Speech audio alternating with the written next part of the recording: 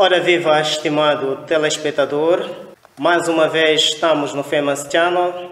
Hoje estamos com o nosso convidado Esteves Alberto, dizer que ele é licenciado em Ensino de Filosofia, com habilitação em História, membro e regente da Academia Ciências da Educação do Centro de Estudos para o Desenvolvimento da Província da Zambésia, docente no distrito de Nicoadala. Nesse contexto, o nosso tema hoje é fontes de perpetuação de violência nas gerações atuais. Para este tema, quero desde já convidar aqui para uma breve saudação. Sim, está no programa Interações, sinta-se à vontade.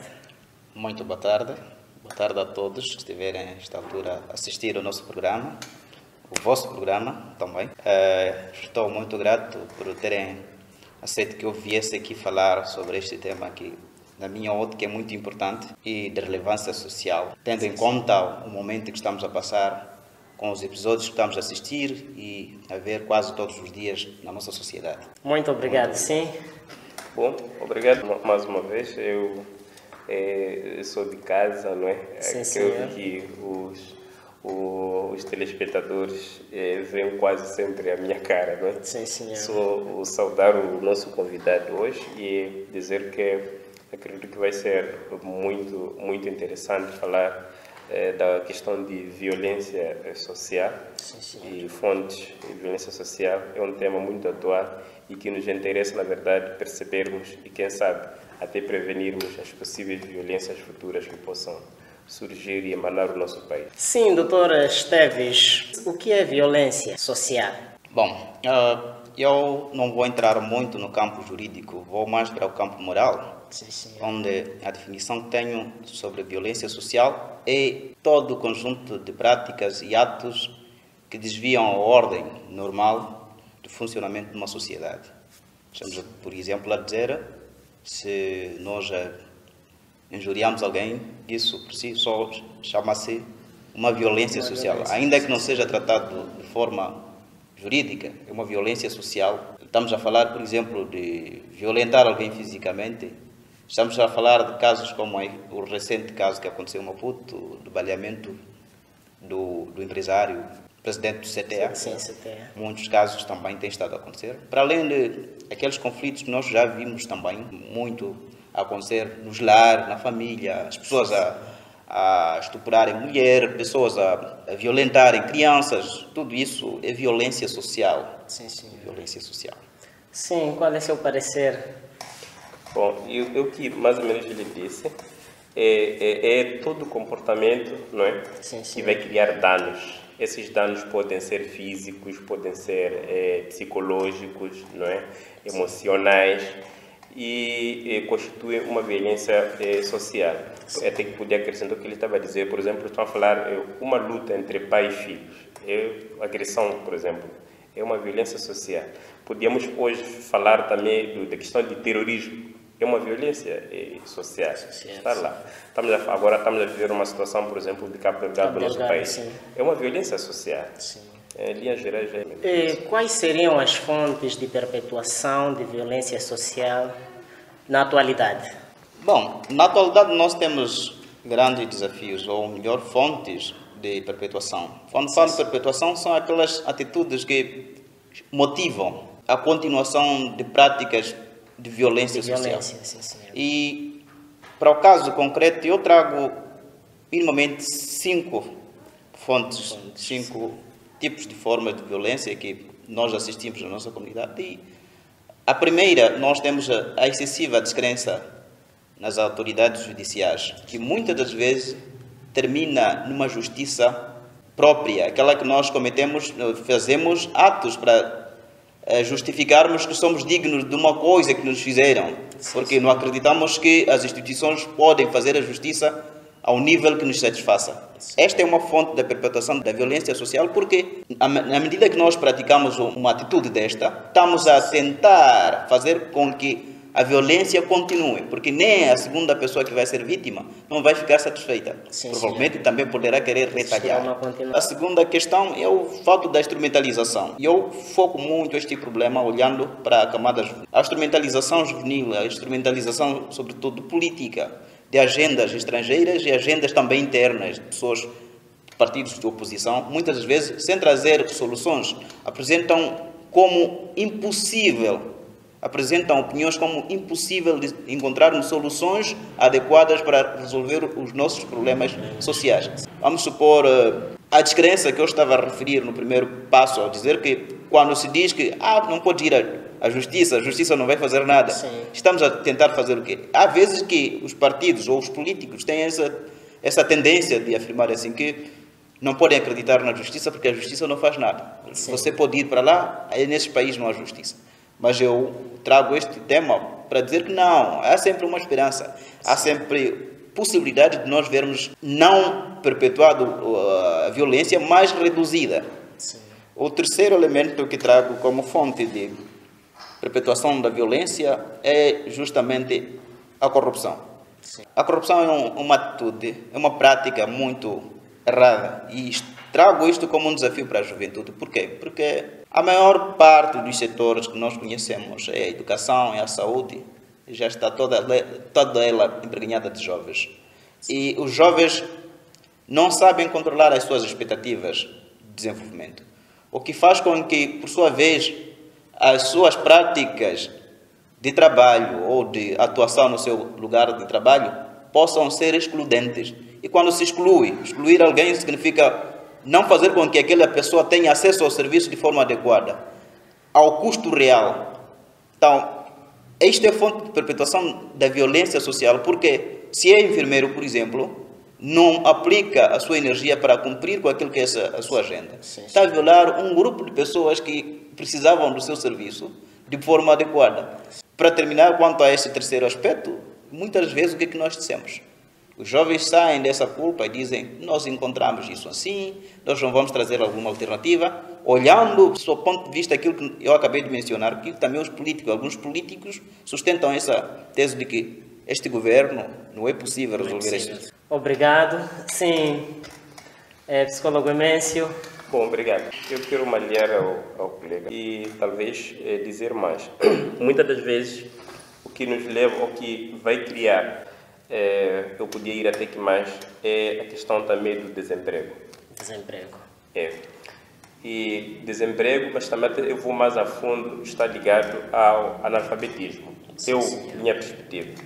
Ora, vejamos, por exemplo, se nós fazermos uma análise profunda, por exemplo, vamos ver quem está a fazer, por exemplo, conflitos em Cabo Delgado, quem está, por exemplo, a cortar aquelas cabeças, os nossos irmãos, aquelas situação lamentável em Cabo Delgado, por exemplo, vamos encontrar que são jovens, provavelmente, que até são dados talvez 5.000 ou 3.000, se não nada, e vai fazer aquilo que tem que fazer. Coloca a sua vida em risco. A vida em risco. Expõe a sua própria vida.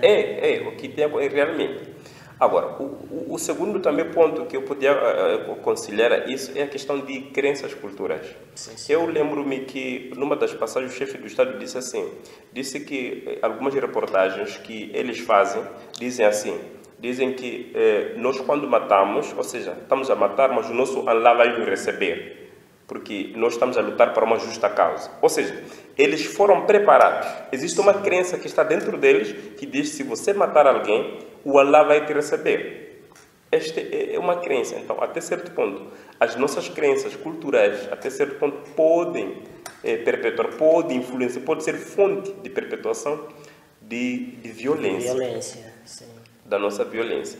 Agora, a outra questão é essa questão que nós estamos a falar, de exclusão. O que estamos a acontecer quem vai fazer isto é aquele que sente-se excluído. Não é? Quem vai, por exemplo, muitas das vezes o que acontece aliado a isso, por exemplo, muitas das vezes a camada pequena que, por exemplo, pratica a corrupção, qual é além de dizer que eu encontrei isso a fazer, é como quem diz, não, o governo paga mal, ou seja, eu recebo pouco. Sim. Então, se eu recebo pouco, o cabelo comum está amarrado. Então, o que vai acontecer? O enfermeiro, a parteira, vai ter que pressionar a nossa mamãe que sai de lá a lhe dar 200 meticais para ter um parto eficaz. Sim. Então, realmente, o que acontece é isso. Então, acabamos usando alguma desculpa para poder perpetuar uma violência social que acaba afetando, tem vários efeitos, talvez não vamos ver, e acaba influenciando no outro, e outros aspectos vai criando. Acaba se ramificando. Outros acabam seguindo um exemplo errado. Exatamente, errado. Sim, muito obrigado. Sim, quais são os possíveis impactos da violência social na atualidade? Bom, eu vou partir da ideia de que nós somos uma sociedade. Sim, senhor. E uma sociedade, para desenvolver, é preciso uma organização. E, diante disso, a organização não é apenas uma questão de nós que estamos a viver, mas também as gerações que poderão viver daqui a alguns tempos. O impacto disso é que, estando a perpetuar a violência, nós estamos a condenar as próximas gerações. O que significa que, se nós dissermos que a corrupção tem que permanecer, porque é algo que nós encontramos, se dissermos que a falta de crença ou confiança nas instituições da justiça tem que continuar, ou a prática da justiça pelas próprias mãos tem que continuar, o estupro das mulheres, os assassinatos devem continuar, porque são coisas que acontecem, nós estamos a condenar as próximas gerações que provavelmente irão viver um trauma, se calhar, duplicado do que o que nós estamos a viver.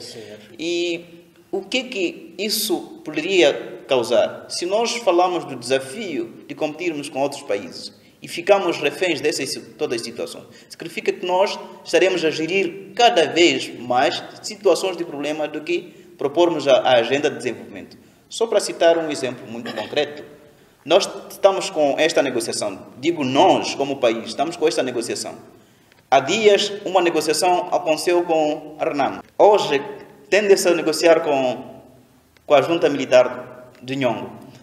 Ainda fala-se, eu costumo ver muitas vezes jovens até que legitimam alguma violência de Nhongo. Ele está a fazer o que é normal, porque tem uma causa. Ok, a causa existe, pode existir tantas causas, mas é preciso evitarmos que a gente vá ao extremo na gestão dos conflitos. É preciso que a gente não recorra aos meios mais danosos possíveis para chegarmos a uma solução pacífica. E se o Nhongo for solucionar o seu problema, quem vai ser o segundo? Quem vai ser o terceiro? Depois daqui vamos reivindicar a questão de Cabo Delgado. Depois de resolvermos a questão de Cabo Delgado, o que é que vamos mais trazer? O que significa que há uma coisa que eu não falei no início. Estamos a caminhar para uma sociedade de chantagem e que basta eu pensar, criar meu grupo, alguma minha situação não foi resolvida pelo governo ou pelo Estado, então faço uma pressão, uma pressão desmedida que até envolve pessoas inocentes que não têm capacidade até de resolver essa questão. Coloco eles em risco. Indefesas. Exatamente, pessoas indefesas. Coloco eles em risco porque quero pressionar ao governo para solucionar meu problema. É isso que nós temos que prever, que futuramente, se continuarmos a pensar assim, como algumas pessoas pensam, as próximas gerações poderão muito sofrer. Sim, psicólogo Mencio. Bom, eu olho a questão dos impactos da violência social numa perspectiva mais psicológica. Não digo que noutra perspectiva não vejo, mas eu olho numa perspectiva um pouco mais psicológica. Olho nisso porque nós, quando falamos da questão da violência social, encontramos centrado em dois tipos. Vamos encontrar aquela que é a direta, não é? Que vai, ou seja, é aquela que acontece para, quer dizer, eu, por exemplo, alguém vai me violar, não é? Aquela vai ser a direta, não é?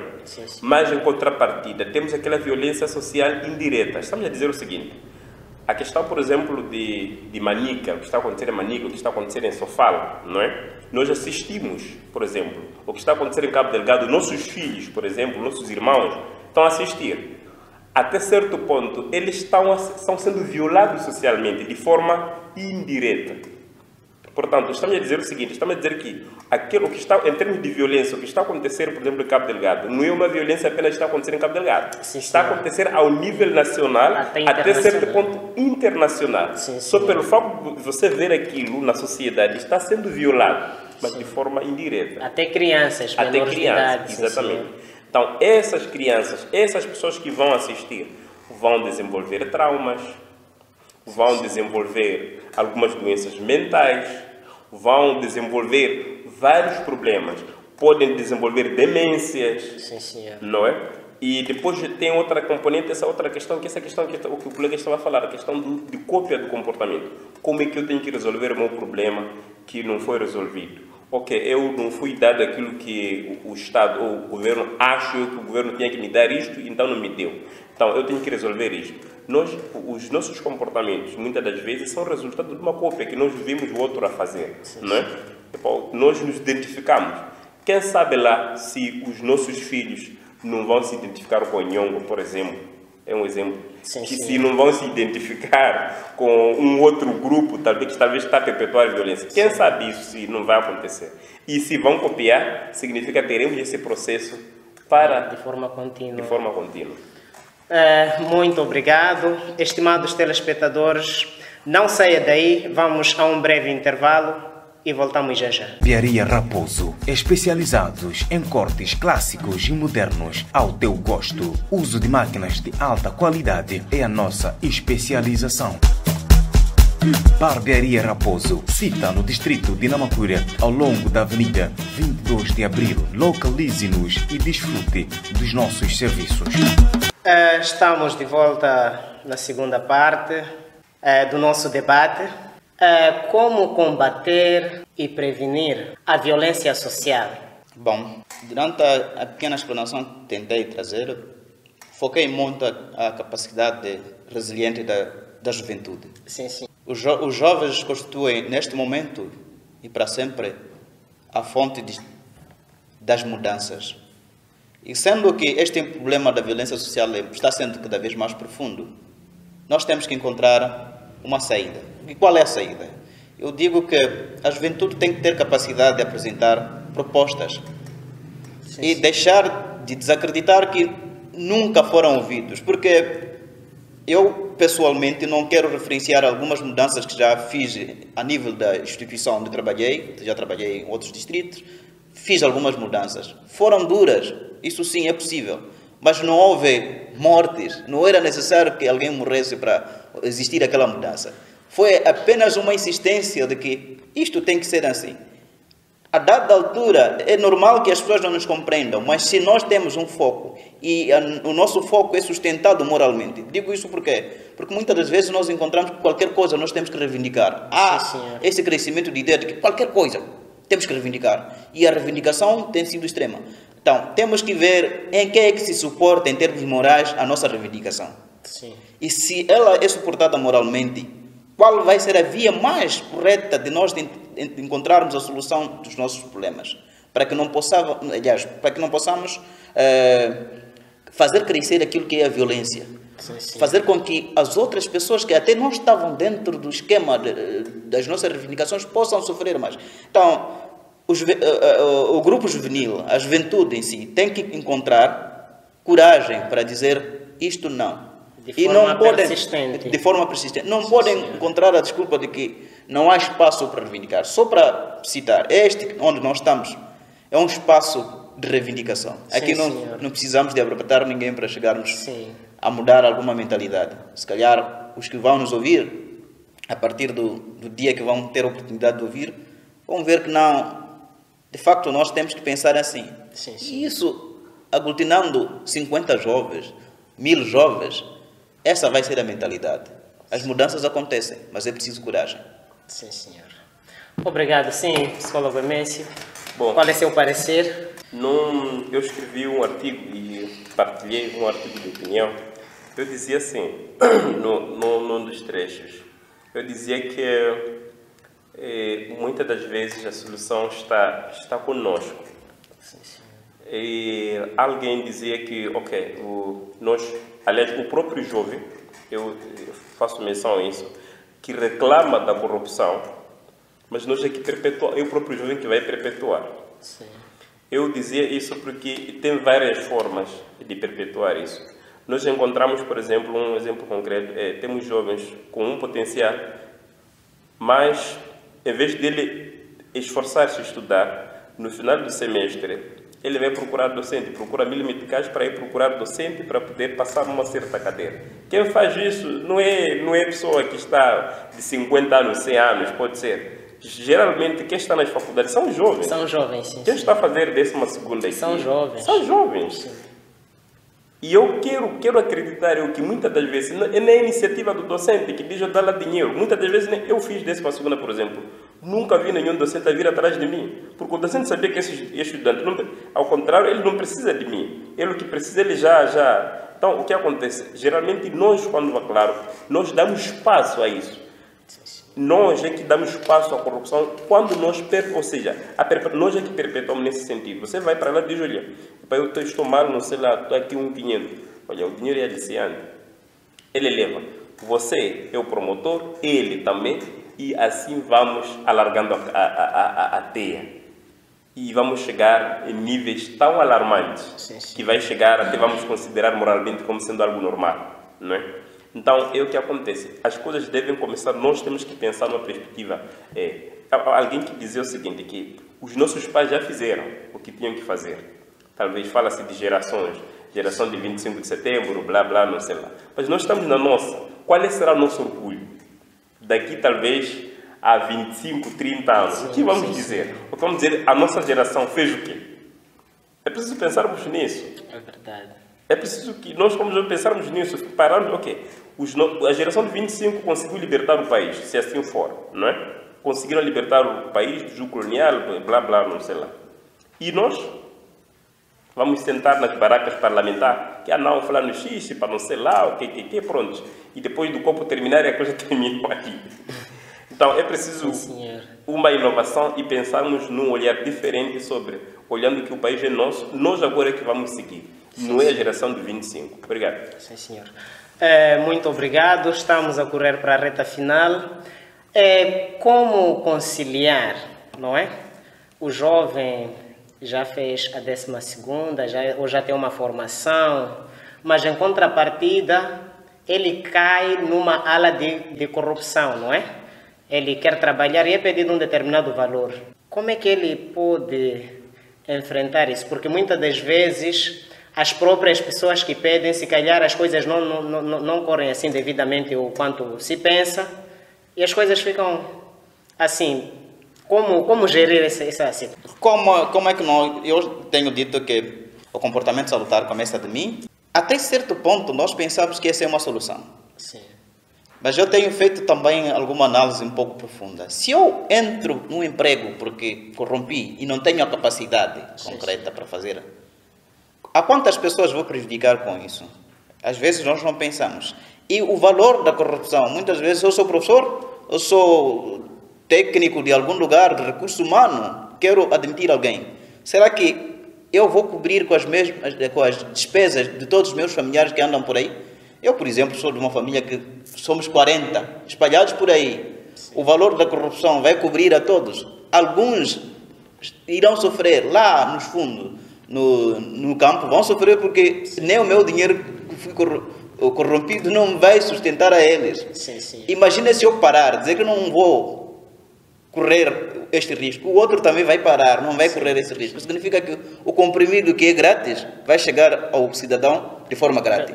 O emprego que é grátis vai chegar também ao cidadão de forma grátis. Significa que o meu familiar tem a mesma hipótese de encontrar aquele emprego sem algum custo, porque eu aqui já comecei com a mudança de que não posso aceitar isso e o outro vai imitar. E existirá qualidade exatamente de trabalho, não é? Na concorrência.